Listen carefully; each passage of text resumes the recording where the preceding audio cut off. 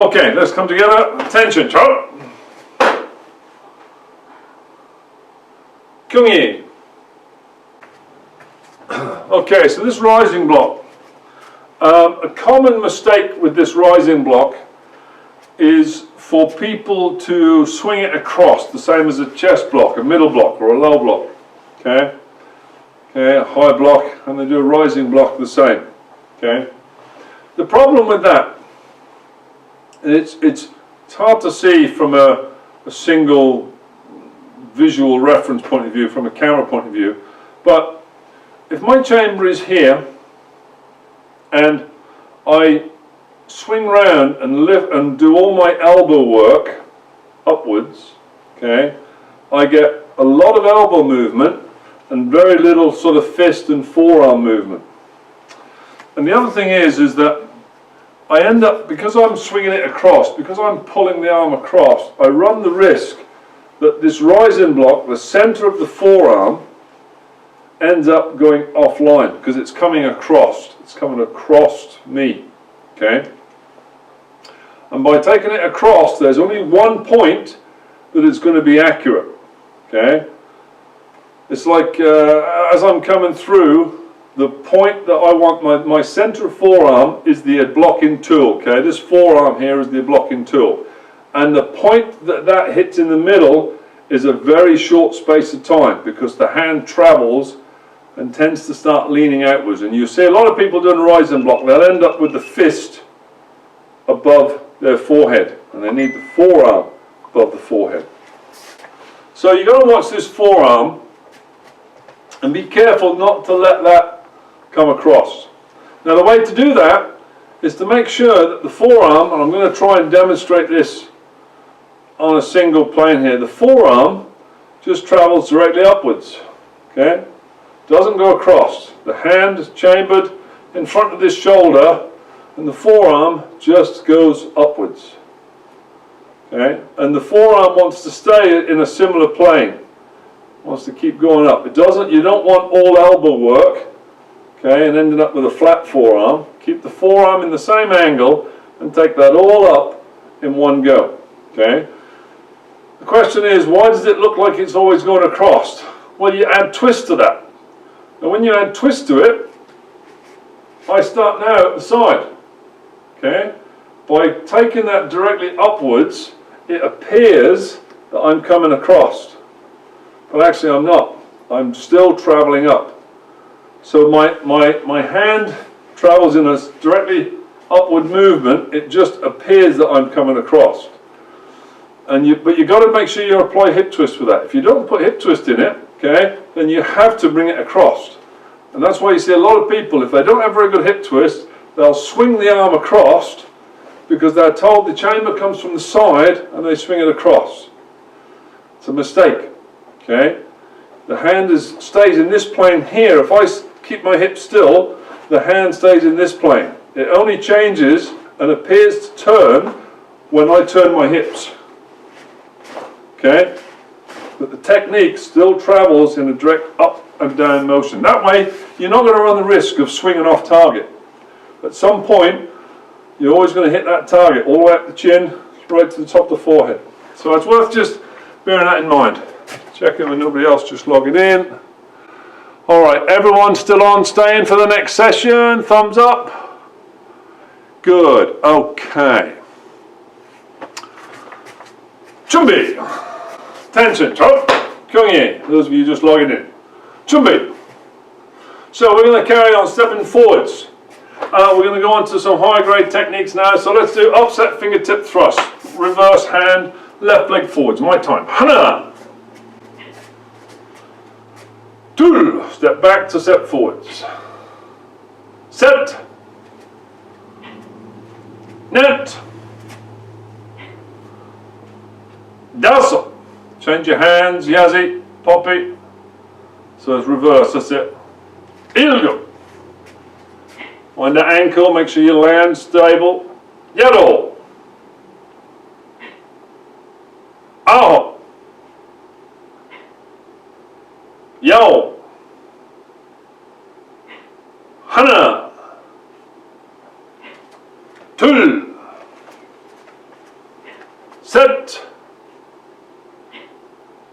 net.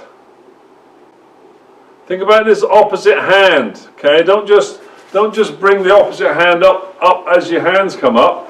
Extend the opposite hand, let it come in, okay? There'll be some applications we can do another time that will show you why that hand coming in can be very effective. Let it come in to that shoulder, from far away into the shoulder. Forwards, Hana! Tull! Set! Net! Tasso! Yasso! Ilgo! Yado! Ao! Yo! Okay, let's just think about this upset fingertip thrust briefly. Any of these thrusting techniques, we talked about this before, any of these thrusting techniques, if you took a line from your shoulder to the target, okay, let me just see if I can quickly pull Bob in here. Okay, got Bob in the shot, right, okay, so if I took a line from my shoulder to the target, it's that line, just imagine there's now an imaginary line, well, that line my fingertips are now going to come onto in its chamber, in my chamber. Okay, so you don't want to be landing here or starting here coming up to the target, and you don't want to be starting high coming down to the target, because you're coming across the target. Your hand drops down, and what that will cause, I'll get a bit closer to the camera, what that causes is the technique itself to collapse. Okay, the fingers will collapse. If you go upwards to the target, your fingers hit the target on the way up and they collapse themselves. So you've got to make sure that with the thrusting technique, the fingers travel in a perfectly good straight line to and through the target. So when we're doing in fact we'll do a flat fingertip. The fingertips, imagine this line from the shoulder to the throat, fingertips come up to that line. I haven't got a stick here to put on my shoulders to show you, but imagine I've now got a line here, my fingertips are going to sit on, it's at that line they're going to go through into the target. If it was solar plexus, the fingertips drop a little bit so that they are in line from the target, solar plexus target, to the shoulder. And it's at that point they then go through. And with the upset fingertip it's exactly the same. So if the target's now the groin, I drop the fingertips. So the fingertips travel, the fingertips in the chamber sits on the same line as that has to travel going through to the groin. Okay? And the reason for that is it will be a lot more accurate as you execute that. Ollie B, you'll be aware, I'm sure, with your pistol shooting. You know, you don't rise to the target, you pull the pistol in and you extend it for the same reason. So these fingertip thrusts are done exactly the same. Okay, so let's just think about this. Upset fingertip thrust, we're going to keep the fingertip on that line and drive it down to the groin so that it hits the target in a straight line, not crossing the target. Ready, in your own time, Chumbi. Forwards, Hana. So, just one question. Yeah. Do you raise the elbow upwards so that it's in line with your forearm? Yeah, that's okay. Yeah, it's a good question. It's something you will have remembered me drilling that through you when we were at Gresham's years ago. Because it was always a case of get the elbow up so that the elbow comes through and prevents the hand from chopping. Now if I do it from the front, what happens is if you're not careful, when you strike through, okay, with an elbow high, what happens is you throw the elbow and the hand then swings and chops in. Okay, I don't know if you can see that. Let me get a bit closer. So if I'm coming here and I pick the elbow up to do this upset fingertip thrust, the elbow high, by throwing the elbow, you end up causing, I'm exaggerating this now, but you run the risk of throwing the elbow and end up doing a chop, okay? So I binned that many years ago as a bad teaching technique, because unless you were disciplined to keep the elbow high and drive it straight, it was very common to see this happen. I'll do it in slow motion. You got this effect rather than it traveling straight. So, and the other thing is that with a thrust, as we've talked about before, the pace of the thrust is not as quick as a strike. It doesn't accelerate to full speed. You know, the thrust is dictated to by the strength of your technique. Some of you will have a stronger fingertip than others. But you've got to kind of know, well, what is my fingertip doing? Does it collapse after it gets to a certain power? If it does, you know you're traveling too quick. So you've got to back off the speed so that you can maintain a good fingertip into the technique. And that really means that you don't have to get this additional extra drive into that technique. You can do that from a relaxed elbow down point of view. Okay, you can execute the technique arguably as well without having to expose yourself in terms of lifting the elbow up and running the risk of pulling that fingertip offline and causing it to chop. So yes, we're not encouraging high elbow anymore. All right. So let's have a go. Jumbi. Left leg forward, same thing. Upset fingertip thrust. Reverse hand. Hana.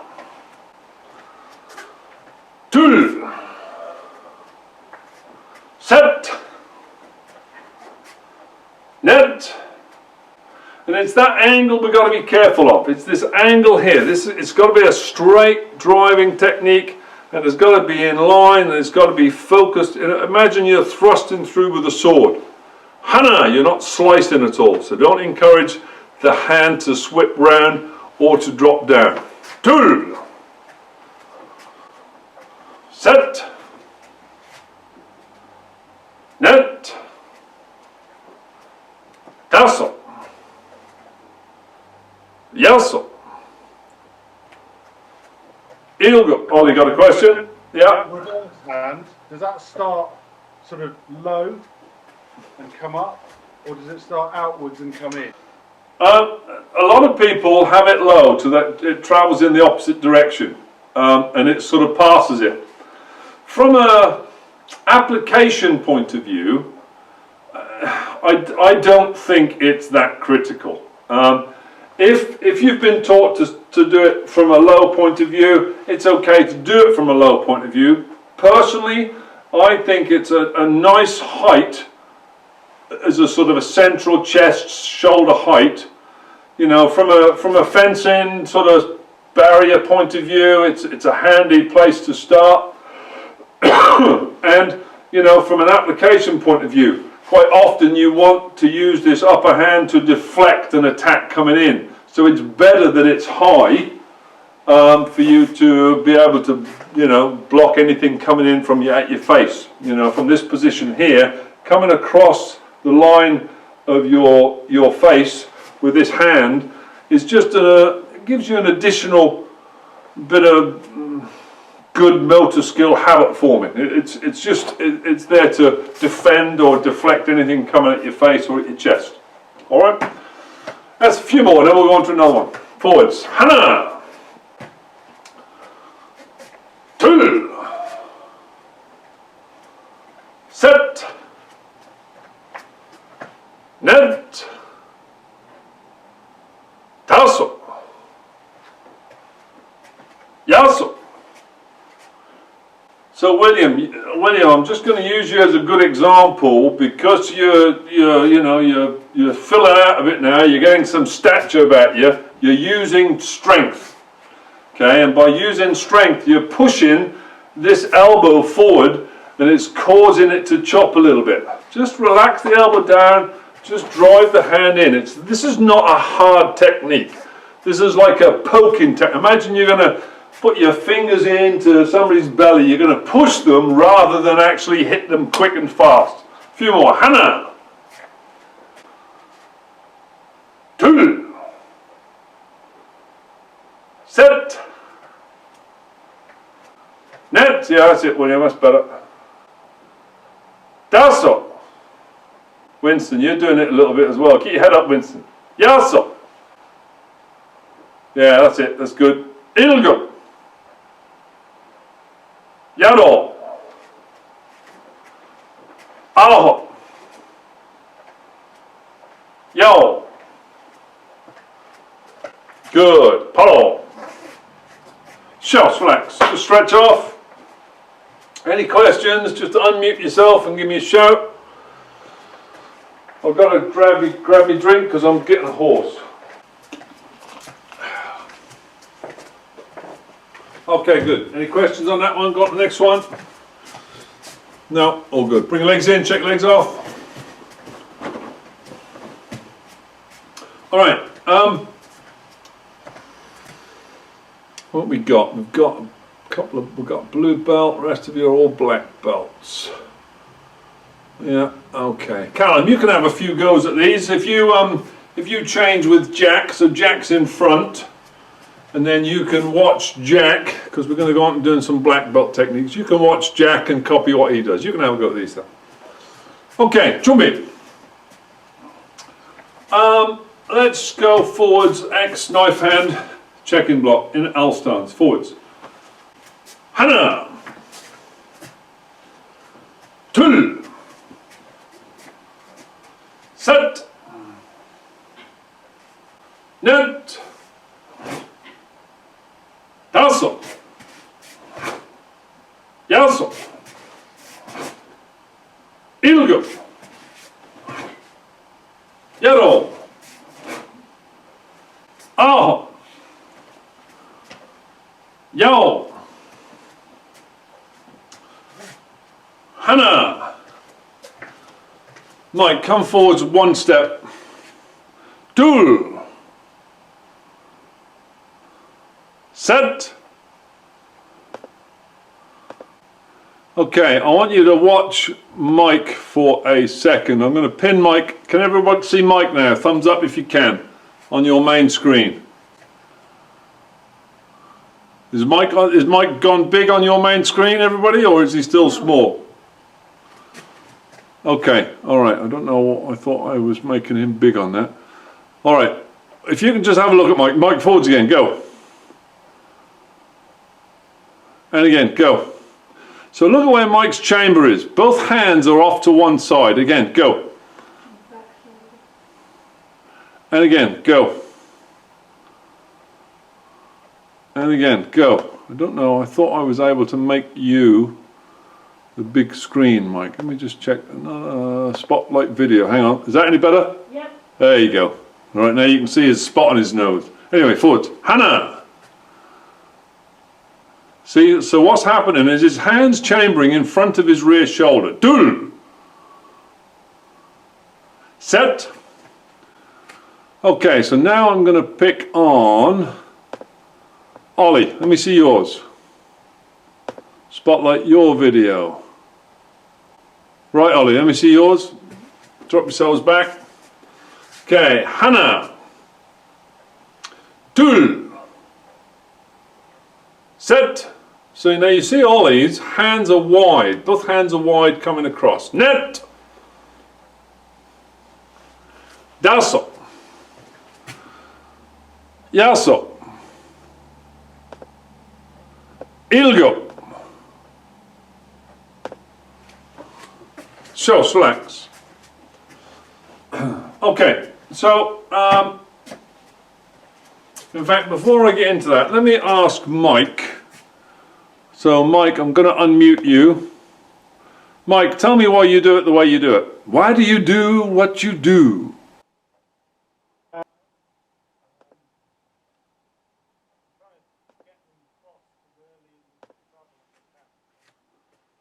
Right?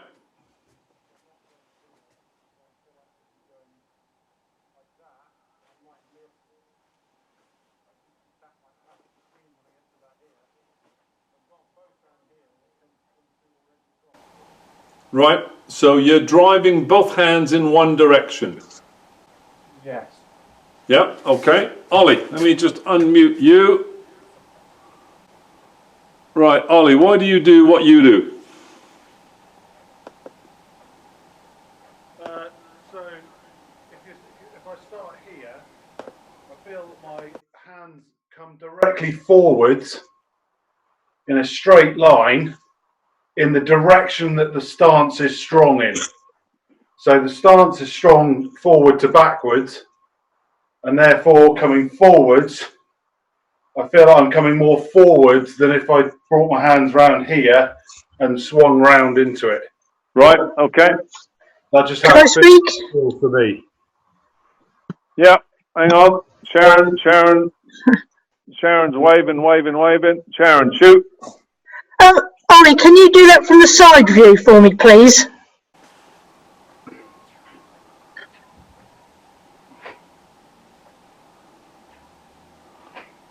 Yeah.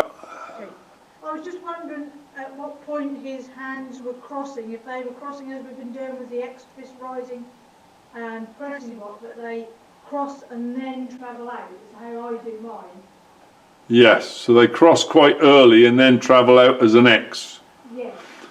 Yeah, okay. Right, let me just go. Yeah. Yeah. Yeah, all right. So both of them, I'm just going to mute you now, so I'll go through it. So both of those techniques. What we've got? So let me go through this then. So we've got. Let me get close enough for the camera so Mike can see, so everybody can see. Right. The chamber. Mike's chamber is coming from the centre of his chest, and they're almost crossing, and then travelling outwards as they go forwards. They're travelling out in a cross. Okay, so this. Am I? Yeah.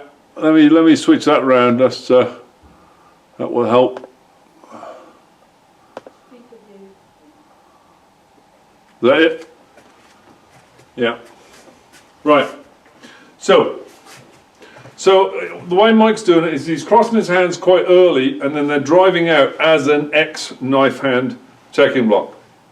And what Ollie's doing is he's bringing his hands to his armpits, and one is coming across, the other one's coming through, they meet, and then they travel forward as an X. So there's an interesting difference there. They're both achieving the same thing. They're both traveling and they're hitting a target with a checking force, whether that be you're hitting into the body or whatever you're doing, you're hitting the same target in a direction that the stance is strong for, which is good. That's what you need to do. The thing that you got to be careful of is not bringing the hands in. Okay, that's what you got to be careful of. Is a lot of people, they come wide and they bring them in. In the example where they bring them in, I would want them to explain what they're doing. And what I would expect to hear is that if you're coming here and you're bringing the hands forwards and inwards this way, then the technique is a scissor technique. And you're relying on hitting the hands and the elbow so that you're actually creating a joint strike in that technique. That's an acceptable application if your hands are wide coming forward.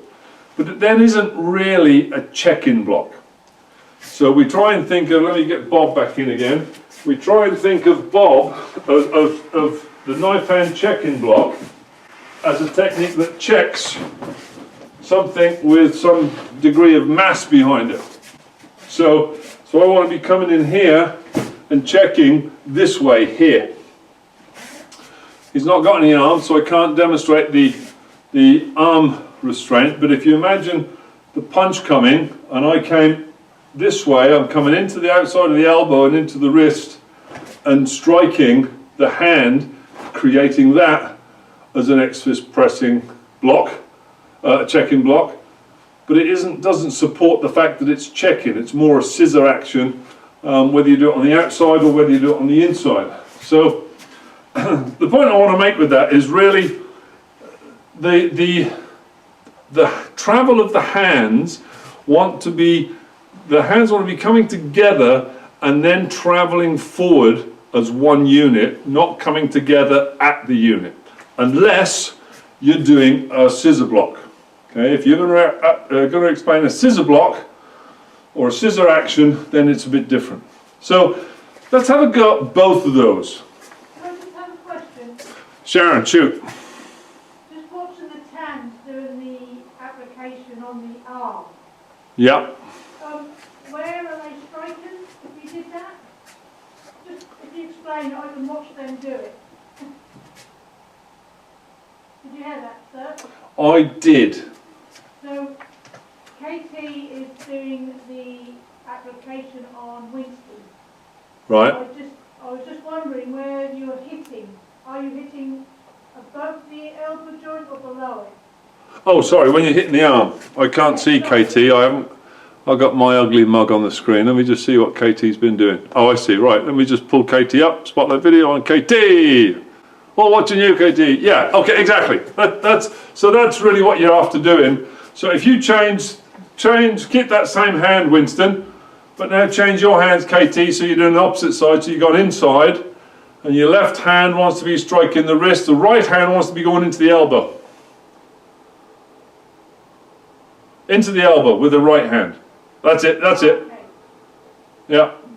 So that would be the strike you'd be, the defense you'd be applying there. So that's a scissor action, but it's not really a check-in block.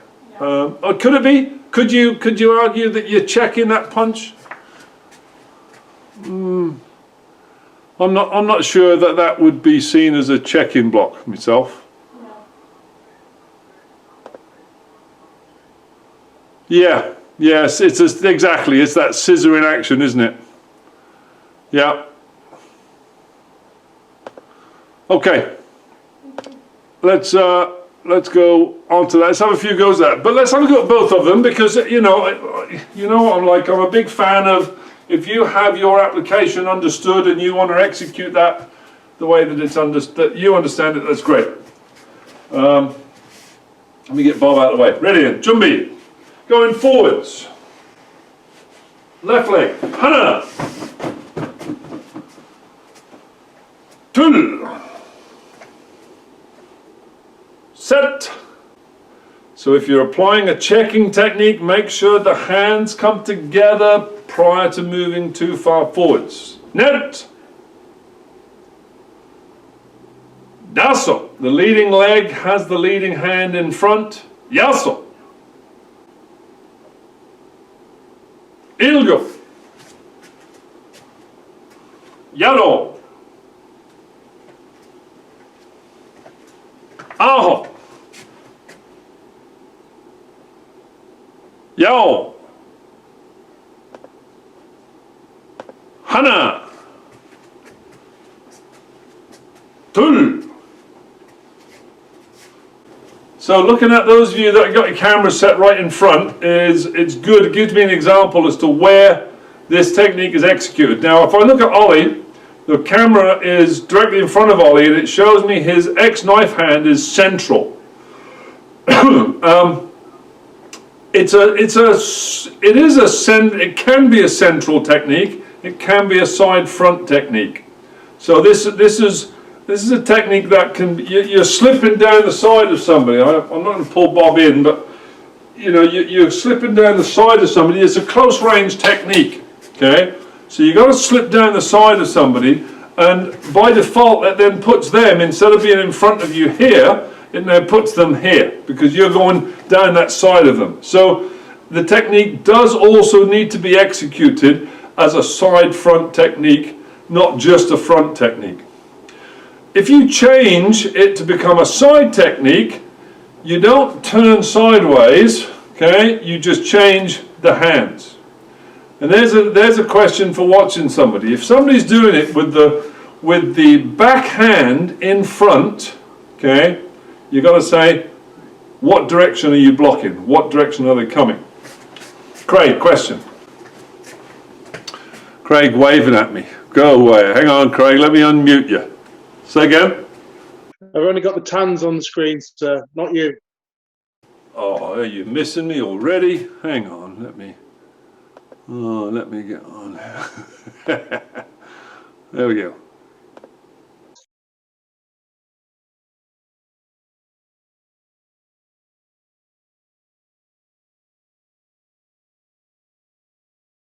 Yep.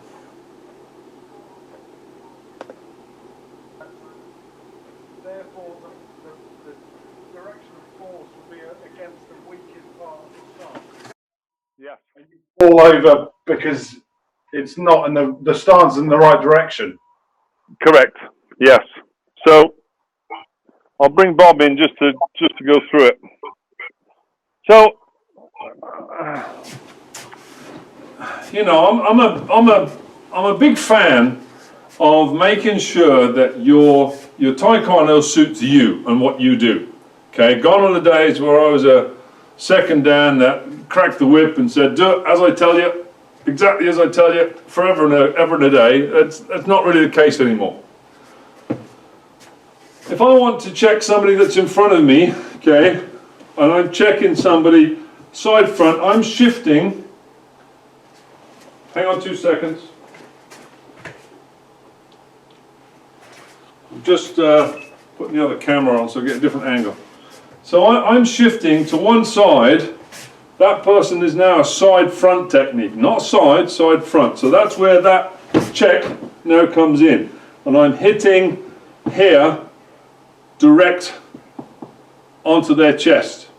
Yes? If I change my hands around, okay, I'm now not hitting them. It's one hand is hitting the other side. Okay? So I'm not using the X knife hand. So the only way I can now make use of the X knife hand is if Bob is now, let me do it so you can see it from that way. So Bob is now, I'm hitting the chest of Bob equally. Okay? If I do it this way, it's incorrect. Okay? Front hand in front, when Bob's on the side, it's a single hand technique. Okay? So I've got to have backhand in front. Okay? But as you quite rightly say, there's not a lot of strength in the stance with that ollie. Okay? If I now, even just with Bob here, Bob's not got a lot of weight in, but just by applying force here, I can feel myself being driven away. If it's in front, okay, it's a good solid stance, I'm not going to go anywhere. So the question is, if you were doing this and you were doing it the other way round, so the rear hand is in front, what I would expect you to say is that you're guarding something, possibly deflecting something, not checking something. Okay? And the same with the application coming in here. You're not checking something, you're creating a scissor action. So it's more a case of, you know, I'll give you an excuse to do what you're doing as long as your application and your explanation to what you're doing supports it. Does that make sense? From my point of view, front hand, in front, back hand, behind, off, side front technique. That's how I like to see it. Ready? Let's have a go. Left leg forwards, Hana! 2. Set. Net. Tasso. Yasso. Ilgo. Yaro. That's it, so get that in, bring it up now close and make sure they drive forwards. They're driving forwards and crossing as soon as possible. You want them to cross prior to making impact. Hana! 2. Set. Net. Tasso. Yasso. Good, paro. Okay, box splits, go. All right, let's have, Craig, while you're having a stretch, pick a technique you would like us to go through in one of your patterns, any one you like. Just have a minute or two while you're stretching. Think of a technique you'd like to go through and we'll pick on it.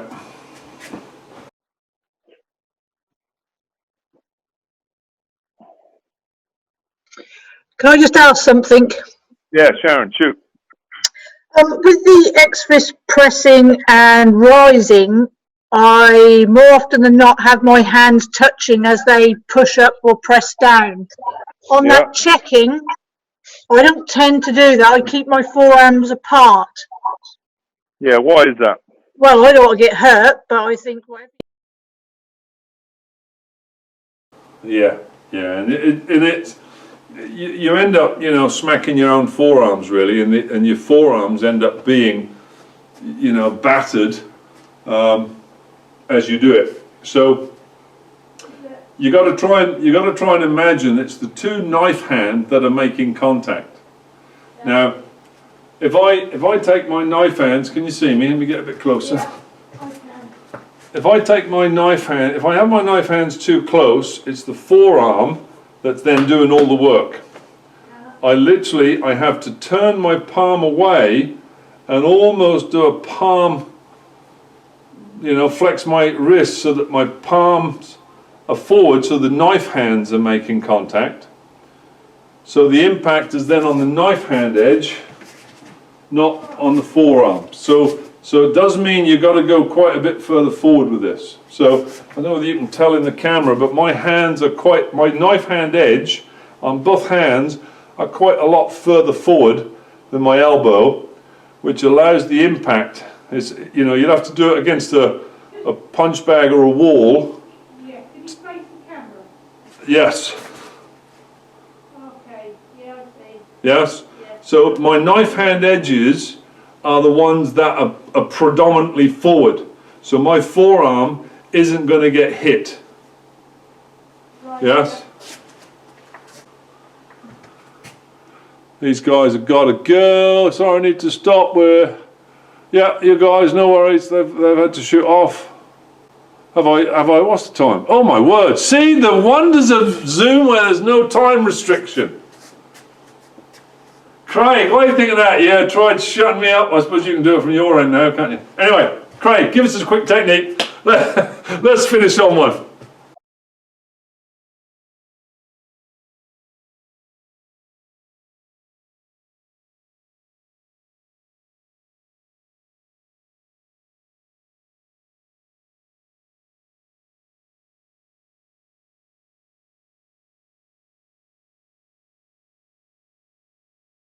All right, jumping. Let's have a go. So we'll do this stepping backwards because it's really designed to step backwards. And left leg backwards. Hana! Those of you with two in the room, don't knock each other out. Tul! Set! Net! Daso! Yaso! Ilgo! Yado! Aho! Yao! Paul. Alright, so quite simply you're doing two knife hand strikes out to the side, finishing shoulder height. But the question with this technique, what are you doing with your hips? What hip twist are you getting into this technique? Anybody got any ideas? Unmute yourself and speak or forever hold your peace. Craig, what do you think?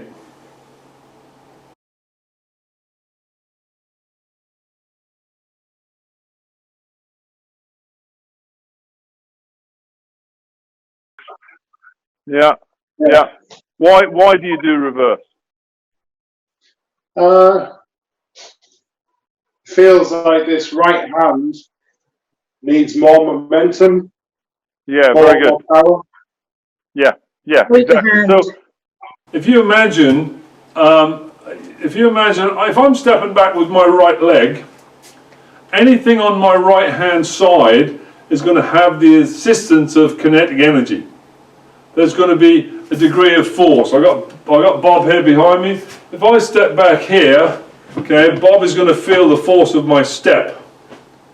If I step back in reverse, okay, and I put my hand against Bob, okay, I'm not able to put the same amount of force in. In fact, I can feel that already turning me, okay, it's pushing me, spinning me round, because I've got no foot there to anchor it and apply the weight into it. So what that implies is that when I step back, if I have a twin action technique, the side where I don't have my leg is going to be weak, or it's going to be weaker. Okay, so stepping here, I'm stepping right leg back. As I step back, my right leg is going to be strong. This is a strong hand, strong side, because it has the support of my leg. This left side, when I hit something, it's going to be encouraged to push in the opposite way. Okay, KT, Tang guys, no worries. Off you go, see you next session. So, what we've got to do is we've got to make sure we apply hip twist into the weaker side. So I'm going to step forwards, I'm going to step back left leg, but I'm going to apply right hip twist into my right hand, okay? Because my left leg, my left hand has kinetic energy. That's already got a natural physical strength to it by the stepping motion. My right side hasn't. So I need to give some assistance to my right side here to try and balance that strike up. Excuse me, that strike up here. If I went this way, you'll feel loads of power in the back, in the left arm, and nothing in the right. So you have to apply twist in the right to help balance that out. Let's have a go at doing it wrong and then do it right. So let's step back and apply hip twist into the back leg. So we're doing an obverse hip twist. Stepping backwards. Hana. Tul. Set. So you'll feel a real problem to try and balance that out. So now let's change it and do a reverse hip twist. Hana. So you're now going to turn the hips into the direction of the front leg arm. Dul. Set. Net. Tasso. Yaso. Ilgup. Yado. Aho. Yao. Good. Follow. Show slacks. Good. All right. We'll leave it there. I've spent most of my life doing Taekwondo and finishing on time-ish, and with this Zoom I've not been able to. So now I'm back to it's finished-ish.